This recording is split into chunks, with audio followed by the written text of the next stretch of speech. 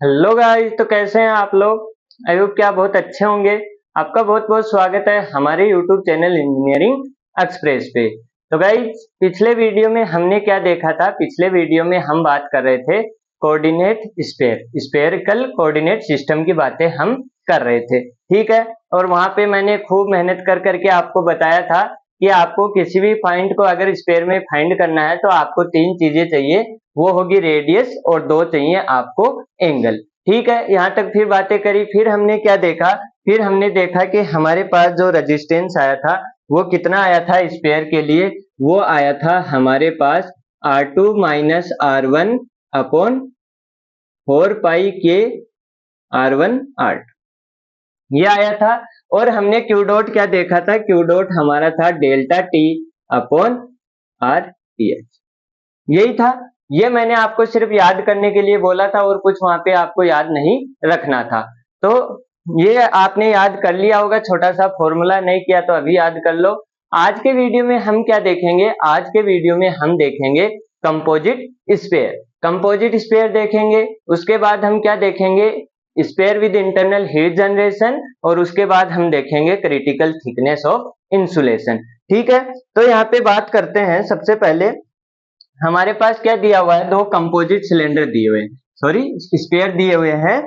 तो यहाँ पे पहला स्फेयर ये है, इसकी थिकनेस ये हो गई, और दूसरे की थिकनेस ये है। और R1 क्या है, R1 इसकी इनर रेडियस, R2 इसकी आउटर रेडियस और इसकी इनर रेडियस, और इसका R3 क्या है, आउटर रेडियस है। यानी कि एक स्फेयर है और उसके ऊपर क्या लगा हुआ, दूसरा स्फेयर। यहाँ पे तीन भी हो सकते हैं, चार भी हो सकते हैं। तो यहाँ से आप क्या जानते हैं, आप क्या करेंगे, मान लो यहाँ पे क्या हो रहा है, हीट का फ्लो हो रहा है, हीट का फ्लो हो रहा है, और यहाँ से वो क्या आ रहा है, बाहर आ रहा है, ठीक है। और उसको हमने क्या बोल दिया, क्यू डॉट। तो यहाँ पे क्या था हमारा, मान लो यहाँ पे हीट क्या हो रहा है, Q1, हमारा हीट यहाँ पे क्या है, Q1, और यहाँ पे हमारा क्या था, Q2, ठीक है।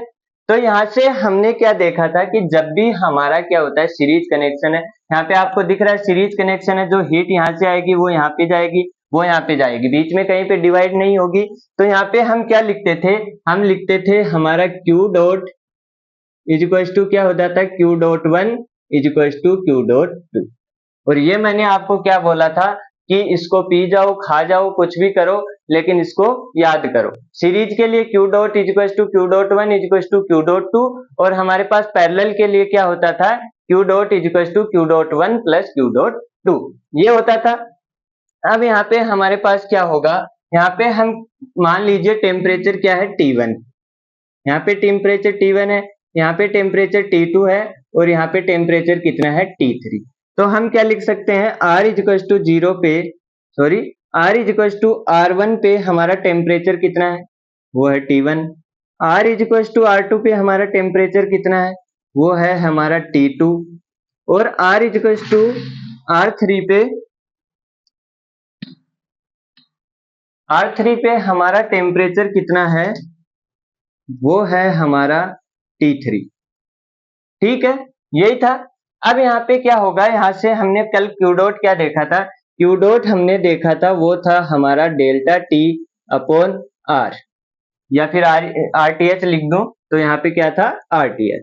तो यहाँ पे आप क्या लिखोगे, अगर यहाँ से हीट जनरेट हो रही है तो यहाँ पे आर टी एच क्या लिखोगे, फर्स्ट वाले के लिए, ब्लू वाले के लिए आप आर क्या लिखोगे, यहाँ पे आप लिखोगे, मैंने बोला था outer radius minus inner radius. Outer radius क्या है, R2 है, इनर रेडियस क्या है, R1 अपॉन 4 पाई K1, यहाँ पे क्या दिया हुआ है, K1, और यहाँ पे क्या होगा, R1 R2, ठीक है। फिर हमने क्या देखा था कि जो ब्लैक वाला है यानी कि ये है, इसके लिए R क्या होगा, वही फॉर्मूला है, outer radius minus inner radius, यानी कि R3 माइनस R2, ये ध्यान रखने वाली बात है। और 4 पाई K2 R1 R2, ठीक है। तो यहां से यहाँ पे रखो, तो यहाँ पे क्या आ जाएगा, क्यू डॉट क्या होगा, delta T upon R T H equivalent, ठीक है। और ये सीरीज में है, मतलब हमारा क्या होगा, जो रेजिस्टेंस है वो कुछ ऐसा होगा,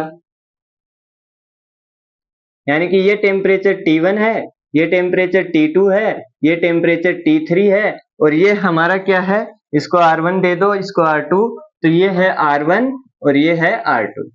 तो RTH कितना होगा, RTH होगा आपका R1 प्लस R2। आ रही है बात समझ में? तो यहाँ से आप क्या लिखेंगे, R2 माइनस R1 अपॉन 4 पाई के R1 R2, ठीक है, plus R3 minus R2 upon 4 पाई के 2 R1 R2 R3, ठीक है, ये होगा। तो यहाँ पे क्या होगा आपके पास, ये क्या बना, अगर इसको इतना ही रहने दो क्योंकि यहाँ पे कुछ इतना ज्यादा कॉमन आ नहीं रहा है, तो यहाँ पे क्या होगा, डेल्टा टी। डेल्टा टी क्या है, T3 minus T1, Q dot लिख रहे हैं तो क्या होगा, T3 माइनस T1 अपॉन ये सारा, इसको मैं RTH लिख देता हूं सीधा, आप समझ जाना कि यहाँ पे ये क्या लिखा हुआ है, RTH इक्वलेंट, ठीक है। और फिर हमारे पास Q डॉट 1 क्या आ जाएगा, Q डॉट 1 आ जाएगा T2 minus T1, T2 minus T1 upon हमारे पास आ जाएगा R2 माइनस R1 अपॉन 4 पाई K1 R1 R2, ठीक है। और फिर आप क्या लिखेंगे, Q डॉट 2, तो यहाँ पे क्या आ जाएगा, T3 माइनस T2, और यहाँ पे क्या आ जाएगा, R3 माइनस R2 अपॉन 4 पाई K2 R1 R2 R3। आई बात समझ में? कैसे लिखा, कुछ दिमाग नहीं लगाना है आपको, ना कुछ याद रखना है ना कुछ दिमाग लगाना है। आपने पहले दिन एक चीज सीखी थी, किस दिन, स्लेब वाले दिन। स्लेब वाले दिन मैंने क्या बोला था, जब भी आपकी सीरीज में होगा तो रेजिस्टेंस ऐसे जुड़ेगा जो आप बचपन से जोड़ते आ रहे हैं 9वीं क्लास से। मैंने बोला पैरेलल होगा तो वो पैरेलल वाले हिसाब से जुड़ेगा। फिर हमने क्या देखा, मैंने दो चीजें बताई, सीरीज होगा तो आपका क्यू डॉट क्या होगा, Q dot is equal to Q dot 1 is equal to Q dot 2, और अगर और है तो Q डॉट 3 Q डॉट 4, ऐसे चलता जाएगा। और हमारा पैरेलल है तो क्या होगा, Q dot is equal to Q dot 1 plus Q dot 2 plus Q dot 3 plus Q dot dash dash dash चलता जाएगा। वैसे ही हमने सिर्फ ये चीज लगाई है, बाकी चीजें हमको आती है, ये चीज हमको आती है, ये मैंने कल आपको बताया था, याद करने के लिए बोला था, ये चीज हमको पता है, तो इसमें नया कुछ भी नहीं है। आई बात समझ में? तो ये रिलेशन आपके पास आ गया। अब यहाँ से आपके पास जो भी पूछा जाए सिलेंडर, कंपोजिट सिलेंडर में, वो हर क्वेश्चन आप क्या कर सकते हैं, बना सकते हैं। आई बात समझ में? अब इसको रटने मत बैठ जाना कि T3 माइनस T2 अपॉन ये लाप लाप लाप, ऐसे मत करना। सिर्फ डायग्राम आपको समझ में आ रहा है, क्वेश्चन देख के भी आप डायग्राम बना लेंगे। और आप क्या होगा, आपको R पता है, R पता है, outer radius minor inner radius आपको दिख रही है। अब इसमें जो पूछा जाए वो निकाल सकते हैं। T2 दिया होगा, T1 दिया होगा, R2 दिया होगा, R1 दिया होगा, ये सब दिया होगा। T3 पूछ लेगा, फलान पूछ लेगा, ढिकान पूछ लेगा, एक चीज छोड़ देगा वो पूछ लेगा। आई बात समझ में? तो ये सिंपल सा इतना ही है अपना कंपोजिट सिलेंडर। अब हम देखते हैं sphere with internal heat generation. इसमें कुछ डाउट है क्या? एक बार फिर से बता देता हूं, यहाँ पे हमारे पास क्या है, दो सिलेंडर लगे हुए, सॉरी स्पेयर लगे हुए हैं। तो यहाँ पे और भी हो सकते हैं, मैंने दो लिए, R1 इसकी रेडियस, R2 इसकी आउटर रेडियस और R3 इसकी आउटर रेडियस। तो यहाँ पे हम सीरीज में लगे हुए हैं तो क्या बोल सकते हैं, Q dot is equal to Q dot 1 is equal to Q dot 2, ये हम बोल सकते हैं। तो ये हमने बोला, तो हमारे पास Q डॉट हमको पता है क्या होता है, डेल्टा टी अपॉन RTH। तो डेल्टा टी अपॉन RTH यानी कि T3 minus T1 upon R equivalent हमने निकाल रखा है। और Q डॉट 1 क्या होगा, इसके लिए अगर ये अकेला ये स्पेयर होता ब्लू वाला तो हम क्या लिखते हैं, Q डॉट 1, और वो क्या होता है T2 माइनस T1 अपॉन इसका R इक्वलेंट, और वो क्या होता है R2 माइनस R1 अपॉन 4 पाई K1 R1 R2। अब यहाँ पे K1 सेम कर देगा तो यहाँ पे क्या आ जाएगा, कॉमन आ जाएगा, और वो सब कर लेना है कि नहीं। वैल्यूज पुट करनी है आपको, कुछ नया इसके अंदर करना नहीं है, ठीक है। अगर आप स्लैब की अंडरस्टैंडिंग रखते हैं, सिलेंडर की अंडरस्टैंडिंग रखते हैं, तो स्पेयर आपको पढ़ने की भी जरूरत नहीं है। अब देखते हैं internal heat generation in spare.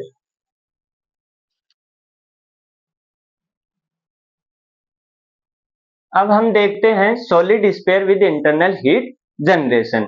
तो यहाँ पे हमारे पास क्या होगा, हमारे पास मैंने पहले भी बताया है आपको कितने टाइप के इंटरनल हीट जनरेशन हो सकते हैं? दो टाइप के, पहला यूनिफॉर्म और दूसरा क्या हो सकता है? Non uniform. यानी कि हमने बताया था यूनिफॉर्म और दूसरा क्या हो सकता है? Non uniform. यहाँ हम कौन से वाले की बात करेंगे? यहाँ हम बात करेंगे यूनिफॉर्म की, फिर नॉन यूनिफॉर्म की बात अपने आप हो जाएगी क्योंकि उसमें सिर्फ इक्वेशन पुट करना रहता है, वो मैं आपको अभी बता दूंगा। तो यहाँ पे क्या होगा, सबसे पहले हमारे पास क्या है? ये स्फीयर है जिसका रेडियस r है, थर्मल कंडक्टिविटी k है, ये टेम्परेचर T1 है और यहाँ पे Q डॉट G क्या हो रहा है? यूनिफॉर्मली अपना हो रहा है। तो यहाँ पे क्या होगा, सबसे पहले हम अजम्पशन देखते हैं। तो अजम्पशन हमारे पास क्या क्या है? वो है हमारे पास सबसे पहला हमारा मटेरियल क्या है? होमोजेनियस एंड आइसोट्रोपिक, ये है। दूसरा हम क्या लेते हैं कि हमारा जो 1D डायरेक्शन में है फ्लो है। तीसरा हमारा क्या है? स्टेडी स्टेट कंडीशन, ठीक है। और चौथा हमारा क्या है? हमारा Q डॉट G क्या है? यूनिफॉर्म, ठीक है। तो ये सारे अजम्पशन हम लेके क्या कर रहे हैं? लेके चल रहे हैं। तो यहाँ पे क्या होगा, 1D डायरेक्शन है तो जो आपकी दो टर्म, मैंने तीन टर्म बताई थी, आर स्क्वायर वाली हमारी जनरल हीट कंडक्शन इक्वेशन में तीन टर्म आ रही थी। पहली आर स्क्वायर वाली, दूसरी फाई वाली और तीसरी थीटा वाली, ठीक है। तो यहाँ पे थीटा वाली और फाई वाली टर्म क्या हो जाएंगी? जीरो हो जाएंगी क्योंकि हमारा फ्लो क्या है? 1D डायरेक्शन में। आ रही बात समझे? और मैंने क्या बोला था? मैंने बोला था कि जो छोटी वाली इक्वेशन है वही आपको याद करनी है क्योंकि हमारे सिलेबस में क्या है? वही है। तो हमारे पास क्या होगा, जो 1D डायरेक्शन है तो हमको क्या लगानी होगी? छोटी वाली इक्वेशन लगानी होगी। तो स्टेडी स्टेट कंडीशन है तो आपके पास डॉट ई अपॉन डॉट आउ, यानी कि जो टाइम के साथ चेंज होने वाली टर्म थी वो क्या हो जाएगी? जीरो हो जाएगी क्योंकि स्टेडी स्टेट कंडीशन है, ठीक है। तो इसको लिख लो, मेरे को थोड़ा स्पेस चाहिएगा तो यहाँ पे इसको साथ साथ लिख लो, ठीक है। अब हमारे पास क्या होगा, हम क्या लगाएंगे? जनरल हीट कंडक्शन इक्वेशन, ठीक है।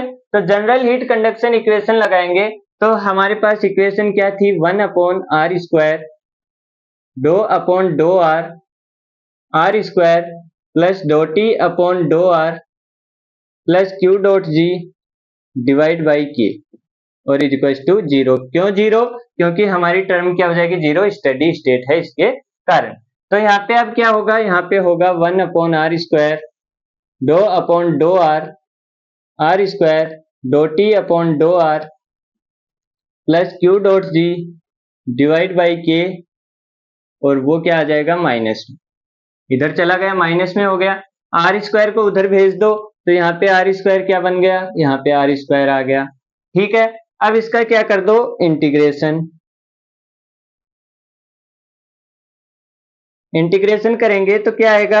Are square dough T upon dough R equal to minus Q dot ji divide by K R cube upon 3 plus C1, ठीक है।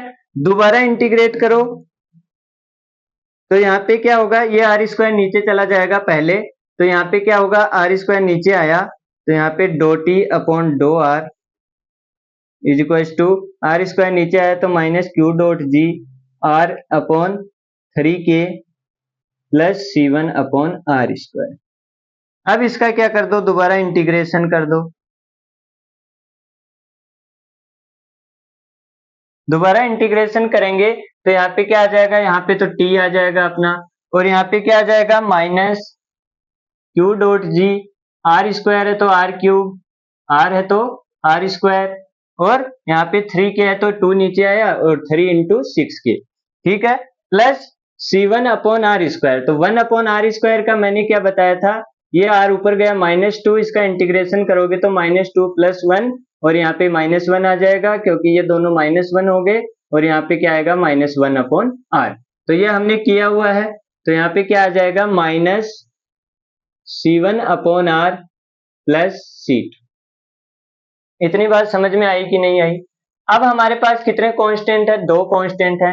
तो हमको कितने बाउंड्री कंडीशन की जरूरत पड़ेगी? दो बाउंड्री कंडीशन की। और वो कौन कौन सी हो जाएगी? C1 इज इक्वल टू, यहाँ पे R इज इक्वल टू क्या हो जाएगा? R इज इक्वल टू 0 पे हमारा dt अपॉन dr क्या आ जाएगा? 0 हो जाएगा। dt अपॉन dr हमारा हो जाएगा 0। और ये क्यों हुआ? ये हुआ आपका सिमेट्री के कारण। ये किसके कारण हुआ? सिमेट्री, क्योंकि अपना क्या है, यूनिफॉर्म हीट जनरेशन है। तो यहाँ पे पॉइंट पे हीट जनरेशन हो रहा है, तो सेंटर से चारों तरफ फैल रहा है, तो सेंटर पे हमारे पास क्या होगा, dt अपॉन dr, यानी टेम्परेचर ग्रेडियंट है वो r के साथ क्या होगा, 0 होगा। और यहाँ से बाहर की साइड r के साथ क्या करेगा, वो वेरी करेगा। ठीक है, तो यहाँ से हम क्या लिख सकते हैं, और दूसरी बाउंड्री कंडीशन हमारे पास r is equal to r, और वहां पे क्या होगा, t is equal to T1। ठीक है, तो r इज इक्वल टू 0 यहाँ पे रखो, और dt अपॉन dr 0, तो यहाँ पे C1 क्या आ जाएगा, C1 आ जाएगा 0। ठीक है, C2 निकालने के लिए सेकंड कंडीशन लगाओ, तो T1 इज इक्वल टू क्या हो जाएगा, Q डॉट G माइनस का R square upon 6K plus C1 0 है प्लस C2, तो यहाँ से C2 क्या आ जाएगा, C2 आ जाएगा T1 plus Q dot G R square divide by 6K। आई इतनी बात समझ में? अब ये वाली चीज और ये वाली चीज यहाँ पे रख दो, तो ये t क्या बन गया, t is equal to minus Q dot ji r square upon 6K plus T1, C1 तो 0 है, C2 T1 plus Q dot ji r square divide by 6K। ठीक है, तो यहाँ पे क्या बनेगा, q dot g upon 6K r square minus r square, ये कॉमन ले लिया मैंने, और यहाँ पे क्या आ जाएगा, T1। तो ये क्या बन गया आपका equation, Q dot ji divide by 6K r square minus r square plus T। ठीक है, तो यहाँ पे क्या फर्क है, जो सिलेंडर के लिए हमने देखा था वहां पे, यहाँ पे क्या था, 4K था, Q dot ji divide by 4K, और यहाँ पे क्या आ गया आपके पास 6K, बाकी कोई डिफरेंस नहीं है, सारी की सारी चीजें सेम है। अब ये इक्वेशन याद करने मत बैठ जाना, ये इक्वेशन याद करने मत बैठ जाना, ये आना चाहिए आपको, ये याद होनी चाहिए, और आपको बाउंड्री कंडीशन पता होनी चाहिए। ये आपका 1 मिनट का काम है, अगर हाथ से खुद से करोगे, 2 बार करोगे, तो 1 मिनट भी मुश्किल से यहाँ पे आपको लगेगा नहीं। मैंने 2-3 मिनट में बता दिया, तो आप खुद कितने जल्दी कर सकते हो वो आपको बताइए। अब यहाँ पे क्या होगा, अगर नॉन यूनिफॉर्म केस होगा, तो यहाँ पे हम क्या करेंगे, जो हमारा Q डॉट G है उसका क्या होगा, हमारे पास इक्वेशन होगा, कुछ भी इक्वेशन होगा, तो वो इक्वेशन हम कहाँ रख देंगे, यहाँ रख देंगे, और उसके बाद हम क्या कर देंगे, इंटीग्रेट कर देंगे। उसके बाद हम क्या कर देंगे, इंटीग्रेट कर देंगे, और उस इंटीग्रेशन के हिसाब से हमारे पास बाउंड्री कंडीशन आ जाएंगी, और वो बाउंड्री कंडीशन हम वहां पे लगा देंगे। तो वो कोई मुश्किल केस नहीं है, हम क्वेश्चन में करेंगे तब पता लग जाएगा। तो वहां पे क्या होगा, वो भी एक सिंपल कैलकुलेशन है। अब यहाँ पे r इज इक्वल टू 0 पे, यहाँ पे देखो r इज इक्वल टू 0 रखोगे, तो यहाँ पे t क्या आ जाएगा, t is equal to q dot g upon 6K r square plus T1। और यहाँ पे देखो, अगर r की कुछ भी वैल्यू हुई तो ये नेगेटिव होगा, ये नेगेटिव होगा तो ये वैल्यू छोटी होगी, और ये वैल्यू छोटी होगी तो ये भी क्या होगी, छोटी होगी। तो सबसे बड़ी वैल्यू यानी कि r बराबर 0 पे t की क्या होगी, सबसे बड़ी वैल्यू होगी, यानी कि t मैक्स कहाँ होगा, सेंटर पे होगा। t मैक्स कहाँ पे होगा, सेंटर पे होगा स्फीयर के। अगर यूनिफॉर्म हीट जनरेशन है तो आपके पास सेंटर पे इसका T मैक्सिमम होगा। सिलेंडर पे भी यही आ रहा था, जो बीच वाली लाइन थी वहां पे T मैक्स था, और यहाँ पे भी क्या है, आपके पास सेंटर के, स्फीयर के सेंटर पे मैक्सिमम टेम्परेचर होगा। ठीक है, आई बात समझ में इंटरनल हीट जनरेशन की। पहले क्या किया, जनरल हीट कंडक्शन इक्वेशन लगाई, इंटीग्रेट किया, बाउंड्री कंडीशन लगाई, dt अपॉन dr 0 लिखा, क्योंकि यहाँ पे सेंटर पे आपका r बराबर 0 पे क्या है, कोई भी टेम्परेचर डिफरेंस नहीं है रेडियस के साथ। फिर हमारे पास r is equal to r पे हमारे पास T1 है, तो यहाँ पे C1 0 आया, C2 की वैल्यू ये आई, C1 C2 को यहाँ पे रखा, तो हमारे पास ये इक्वेशन आ गई। अब आप किसी भी टेम्परेचर, किसी भी रेडियस पे आप क्या निकाल सकते हैं, इस इक्वेशन से टेम्परेचर निकाल सकते हैं। r इज इक्वल टू 1 पे, 2 पे, 3 पे वो वैल्यू यहाँ पे रखते जाओ, आपके पास टेम्परेचर की वैल्यू आती जाएगी, यानी कि यहाँ यहाँ यहाँ यहाँ यहाँ यहाँ सब जगह आपके पास टेम्परेचर की वैल्यू आती जाएगी। और सबसे मिनिमम वैल्यू कहाँ पे होगी, अगर r is equal to r रख दोगे तो ये पूरी टर्म ही 0 हो जाएगी, और t इज इक्वल टू क्या आ जाएगा, T1 आ जाएगा, है कि नहीं। t इज इक्वल टू क्या आ जाएगा, T1 आ जाएगा, यानी कि यहाँ पे T मैक्स होगा और यहाँ पे क्या होगा, T मिनिमम होगा। ठीक है, तो ये हुआ हमारा इंटरनल हीट जनरेशन का केस। अब हम देखते हैं इंसुलेशन, यानी कि थिकनेस ऑफ इंसुलेशन, इंसुलेशन क्यों करते हैं और इंसुलेशन क्या होता है।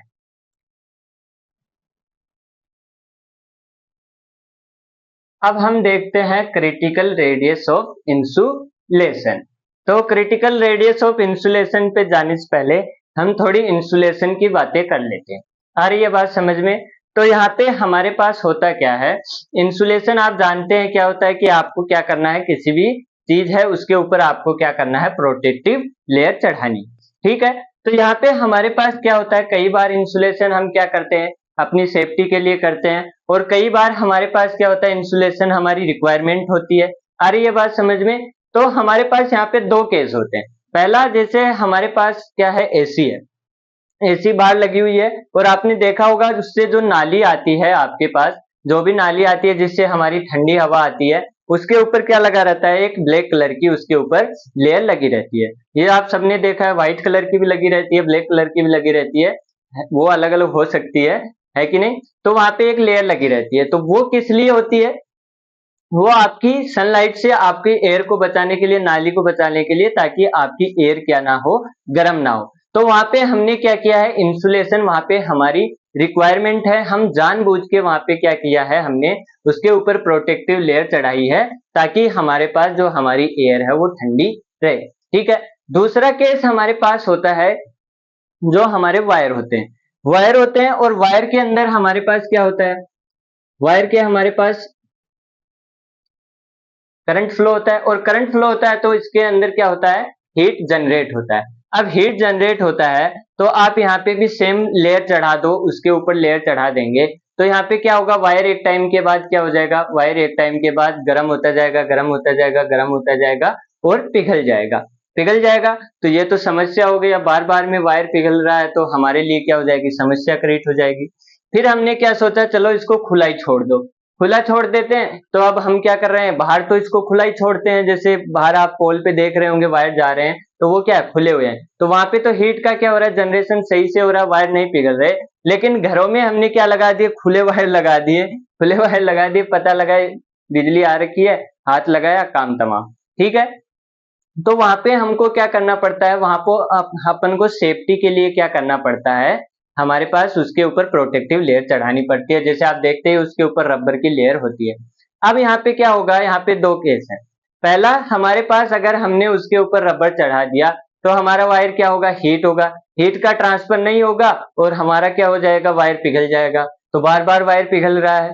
दूसरा, हमारे पास क्या है, हम उसको खुला भी नहीं लगा सकते, और खुला नहीं लगा सकते तो यहाँ पे क्या होगा, या तो हम मरेंगे या तो वायर रहेंगे घरों में। ठीक है, तो यहाँ पे एक समस्या आ गई कि करे तो करे क्या, तो यहाँ पे हमारे पास एक सॉल्यूशन निकल के आया, और वो सॉल्यूशन क्या था, वो सॉल्यूशन ये था कि आपके पास वायर पे एक ऐसी लेयर कर दूं, ऐसी लेयर कर दूं जहां से आपका वायर का हीट ट्रांसफर क्या हो जाए, मैक्सिमम हो जाए, हीट ट्रांसफर क्या हो जाए, मैक्सिमम हो जाए, और आपका वायर भी ना पिघले।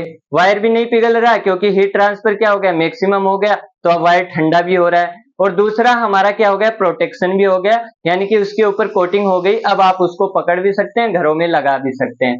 तो यहाँ पे हमारा सॉल्यूशन हो गया।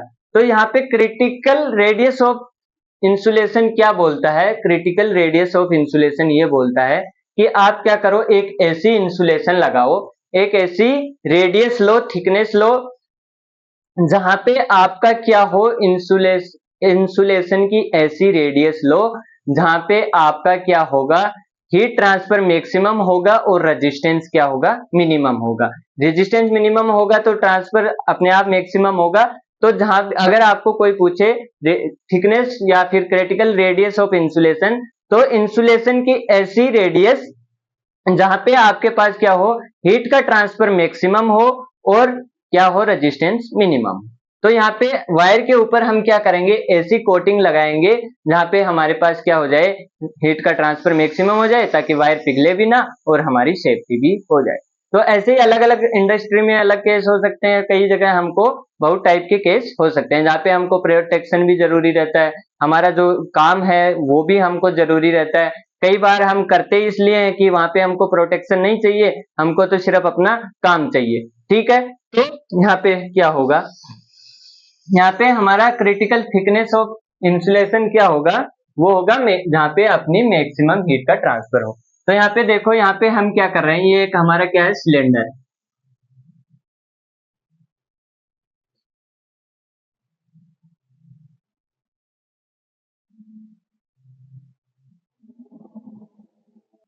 ये हमारा क्या है, सिलेंडर। तो यहाँ पे आपके पास क्या होगी, यहाँ पे आपका क्या है, इसके अंदर हॉट फ्लूइड है, हॉट फ्लूइड है, और आपको क्या कराना है, इसके ऊपर कोटिंग करनी है, और ताकि आपका हीट ट्रांसफर भी मैक्सिमम हो जाए और आपकी क्या हो जाए, सेफ्टी भी हो जाए। आपकी क्या हो जाए, सेफ्टी भी हो जाए और आपका हीट ट्रांसफर भी क्या हो जाए, मैक्सिमम हो जाए। तो यहाँ पे क्या होगा, यहाँ पे जैसे मान लो आपने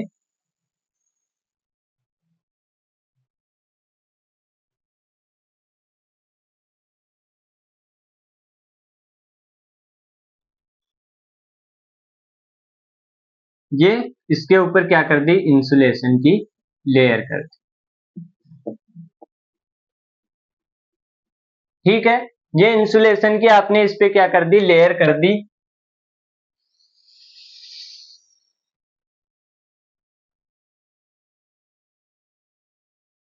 ठीक है, और इसकी रेडियस कितनी है, इसकी रेडियस आपने आर ले।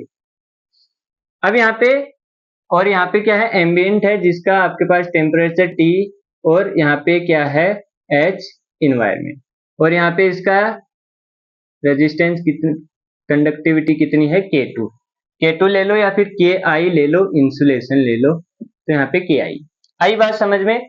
तो यहाँ पे देखो, यहाँ पे हमारे पास क्या है, सारे पैरामीटर फिक्स हैं, सिर्फ एक आर को हम चेंज कर सकते हैं। उसके हिसाब से हमको देखना है कि हमको कैसी इंसुलेशन करनी पड़े ताकि हमारा ट्रांसफर भी मैक्सिमम हो जाए और यहाँ पे हमारे पास सारी चीजें हो जाए। तो यहाँ पे आप क्या देख रहे हैं, यहाँ पे आप देख रहे हैं कौन सा कनेक्शन है, यहाँ पे आप कौन सा कनेक्शन देख रहे हैं, यहाँ पे आप देख रहे हैं सीरीज कनेक्शन। ये क्या हो गया, कंपोजिट सिलेंडर का केस हो गया कि नहीं हो गया, यही तो हमने कंपोजिट सिलेंडर देखा था। और यहाँ पे हमारे पास क्या हो रहा है, हमारे पास सीरीज कनेक्शन हो रहा है। तो यहाँ पे क्या है, यहाँ पे है आपका टी एच और यहाँ पे है टी इंफिनिटी। ठीक है, और यहाँ पे है मान लो R1, इसको ये R1 और ये R1 सेम नहीं है, ये R2 रेजिस्टेंस वाला R है ये, और ये R4। तो R1 आप यहाँ पे क्या लिखेंगे, कन्वेक्शन से वो हो जाएगा 1 अपॉन HHA। ठीक है, HHA। R2 आप क्या लिखेंगे, परसों ही मैंने बताया था, ln outer radius R2 upon inner radius R1 2 पाई K1L। ठीक है, R3 आप क्या लिखेंगे, कंडक्शन हो रहा है इस वाले में, तो यहाँ पे क्या लिखेंगे, ln outer radius R upon inner radius R2 और 2 पाई K insulation L।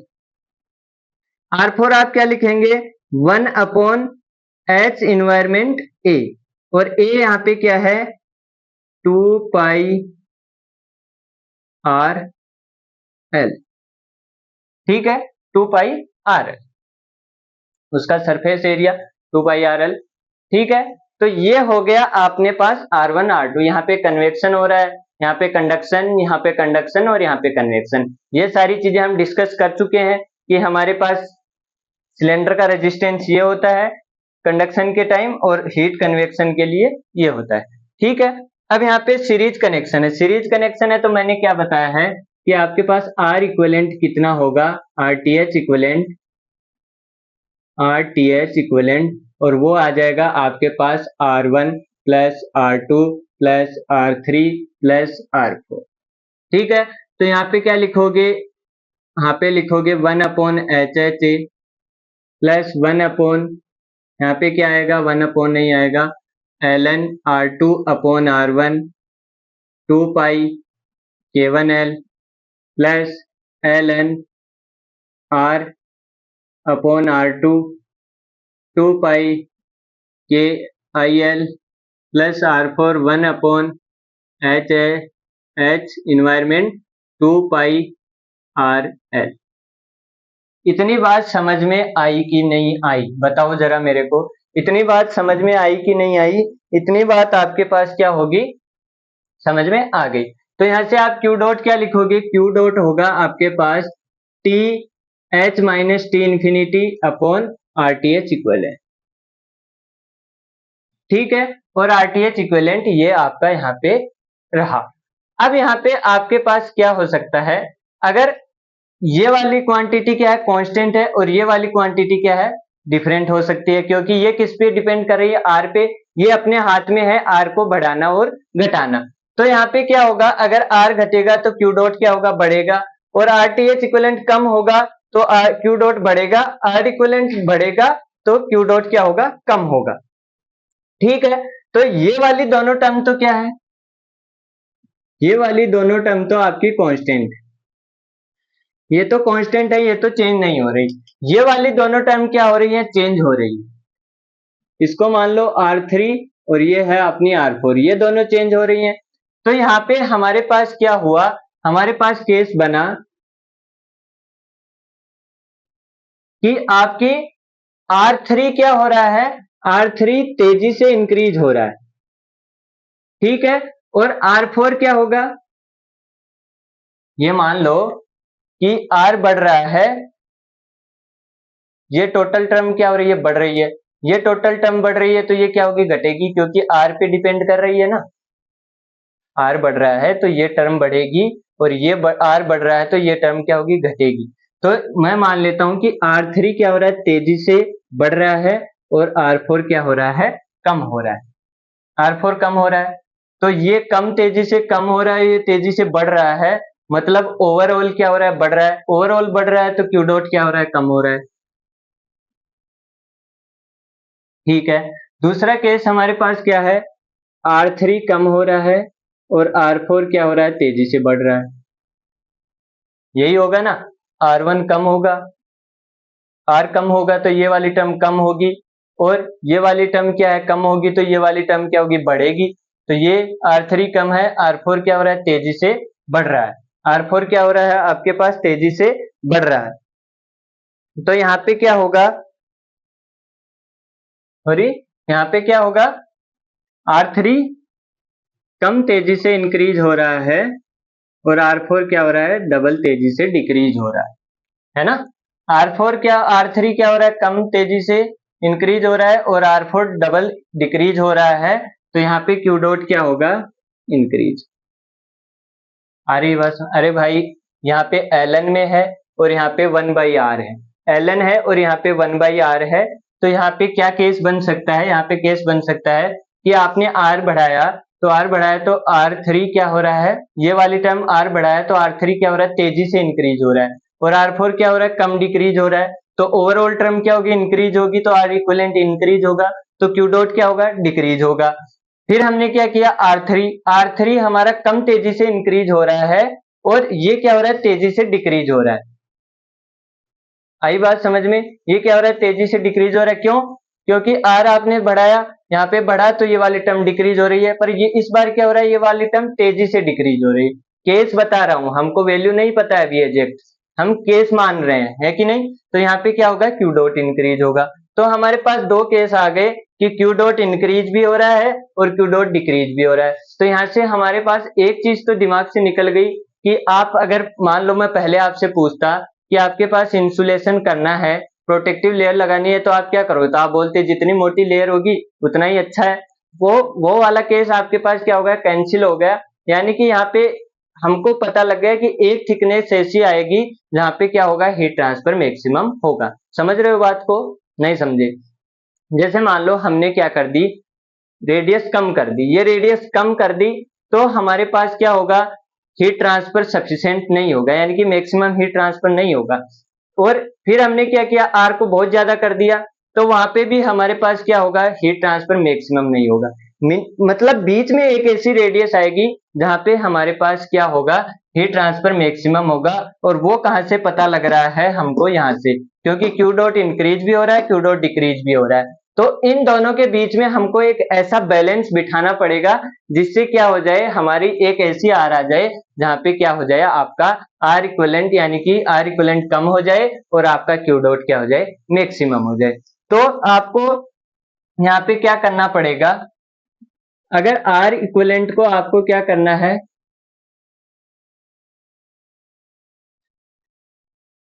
Are equivalent को आपको क्या करना है, अब आर को क्या करना है, हमको मिनिमम करना है। मिनिमम करेंगे तभी तो क्यू डॉट क्या होगा, मैक्सिमम होगा। तो यहाँ पे हमारे पास क्या आ जाएगा, हमारे पास आ जाएगा डी क्यू नहीं, डी आर टी एच और डी आर के रिस्पेक्ट में, क्योंकि यही वेरिएबल है, यही चेंज हो रहा है, इक्वल्स टू जीरो। तो हमारे पास क्या आ जाएगी, मिनिमम वैल्यू आ जाएगी। जीरो तो दोनों में ही होता है, मिनिमम मैक्सिमम में। इसका डबल डेरिवेटिव करेंगे और वो पॉजिटिव आ गया, मतलब हमारा मिनिमम आर मिल गया। और अगर आपके पास क्या हो गया, अगर नेगेटिव वैल्यू आ रही है मतलब मैक्सिमम, ठीक है। तो यहाँ पे करो तो यहाँ पे क्या आएगा, यहाँ पे ये वाली वैल्यू आर पे डिपेंड नहीं है तो जीरो, ये वाली वैल्यू आर पे डिपेंड नहीं है तो जीरो, और यहाँ पे क्या आ जाएगा 1/2 पाई के आई एल, ये कांस्टेंट है, और एल एन का करोगे तो 1/r, ठीक है। प्लस 1 अपॉन इसका करोगे तो 1/h(2πl), और ये क्या गया, r ऊपर गया तो r की पावर -1, इसका डिफरेंशिएशन करोगे तो -1 अपॉन -1, तो -1/r², ये बनेगा। तो -1/r² बनेगा, तो यहाँ पे क्या आएगा माइनस, और यहाँ पे क्या आएगा r², ठीक है। तो इन को क्या कर दो, जीरो के बराबर रख दो, तो जीरो के बराबर रखोगे तो 1/2 पाई के I L is equals to 1/2 pi LHER², और यहाँ से 2 पाई से 2 पाई कैंसिल हुआ, L से L कैंसिल हुआ, और R से एक R कैंसिल हुआ, तो यहाँ पे R आया इधर, और यहाँ पे क्या बचा, KI/H। ये क्या होगी आपकी क्रिटिकल रेडियस ऑफ इंसुलेशन, ये क्या होगी आपकी क्रिटिकल रेडियस ऑफ इंसुलेशन। अब देख लो, इसको ध्यान से निरख के देख लो, और आंखों में बसा लो, आंखों में बसा लो। ये क्या आया है, R is equal to KI/H, इतना सा फॉर्मूला आया है आपके पास। क्या, ये चीज ध्यान रखना, KI क्या है, इंसुलेशन की थर्मल कंडक्टिविटी, KI क्या है, इंसुलेशन की थर्मल कंडक्टिविटी। HE क्या है, इन्वायरमेंट की आपकी हीट ट्रांसफर कोफिशिएंट, ये क्या है इन्वायरमेंट का, और यहाँ पे क्या है इसका, ये से मतलब K1 उठा के मत टाप देना, और इधर फ्लूइड का मत टाप देना, वरना क्या हो जाएगा, गलत हो जाएगा। अगर आप स्पेयर के लिए लिखेंगे तो यही इंसुलेशन रेडियस क्या आएगी, 2KI/H। वो मैं करके नहीं दिखा रहा हूँ, वो आप खुद भी कर सकते हैं। अब तो वो क्या आ जाएगी, 2KI/He। वो भी किसके कारण, वो यहाँ पे इसका फॉर्मूला चेंज होगा ना, उसके कारण, ए का फॉर्मूला चेंज होगा उसके कारण, बाकी कुछ नहीं, सिमिलर है पूरा का पूरा। वो क्या हो जाएगा, 2KI/He। तो ये आपको याद रखना है, यानी कि आप इस रेडियस की इंसुलेशन करोगे तो आपके पास क्या होगा, मैक्सिमम हीट ट्रांसफर होगा। और अगर आपको ये हुई रेडियस, कौन सी रेडियस, यहां से लेके यहां तक की, अगर आपको क्या पूछा जा रहा है, थिकनेस, थिकनेस थिकनेस पूछी जा रही है, तो आप क्या करोगे, T is equal to R-R1। ये वाली बात भी आपको ध्यान रखनी है, क्योंकि कई बार आपसे क्या पूछा जाता है, क्वेश्चन में थिकनेस पूछी जाती है कि इंसुलेशन थिकनेस बताओ, आप R निकाल के टाप देते हो, काम हो गया। तो R नहीं निकालना है, थिकनेस निकालनी है, तो T is equal to R-R, ये होगी आपकी थिकनेस, थिकनेस ये होगी TR-R। और इंसुलेशन की रेडियस पूछी है तो आपको ये लगाना है, डायमीटर पूछा है तो 2R कर देना है, ठीक है। और दूसरा हमारे पास एक केस और होता है, स्पेयर हो गया, सिलेंडर हो गया, एक होता है स्लेब। स्लेब के केस में आप क्या करोगे, जैसे ही R इक्विवेलेंट ये सब निकाल के देखोगे,